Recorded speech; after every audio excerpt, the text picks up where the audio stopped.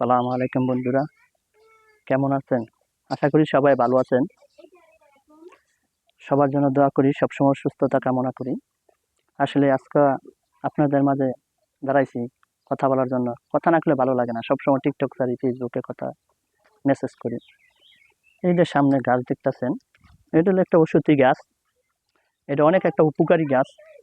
এই যে লতগুলা, এইগুলি দেখবেন মানে আস্থা আছে কিনা। আস্থা থাকলে সুন্দর, কারণ যদি অর্ধেক, এটা অনেক ওষুধের গুণাগুণ। এটা কষা, শরীরের জন্ডিস সেরে যায়। এটা মানুষের মানব দেহে অনেক উপকারী গাছ। এটা মানুষের শরীরে শক্তি যোগায়। এটা আপনারা খাইবেন। আগে মানুষের এত রোগবালা কম হয়েছে, আগে শক্তি অনেক হয়েছে কিসের জন্য? কারণ আগে এই সমস্ত লতা পাতা খাইতো মানুষে, অনেক উপকারে আসতো। কারণ এখন তো মানুষ লতা পাতাকে বিশ্বাস করে না।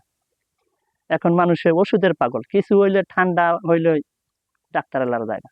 কিন্তু আগের মানুষের বড় বড় রোগ হয়েছে, কিন্তু ডাক্তারের লারা যায় নাই। মানুষের বিশ্বাস ছিল আল্লাহর উপরে, আল্লাহ সারাইব। কিন্তু এখনকার মানুষের বিশ্বাস হচ্ছে ডাক্তারের উপরে, কিছু হইলে দৌড় মারে ডাক্তারের লাভ।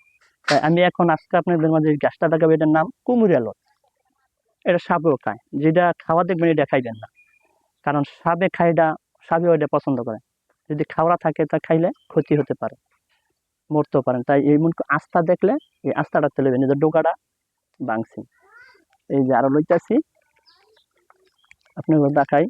আপনাদের বাসায় যদি না থাকে তো ওই গাছ লাগাই নেবেন, দেখবেন কোন জায়গায় আছে, সংগ্রহ করবেন। দেখেন কিরকম মোটা হয়েছে।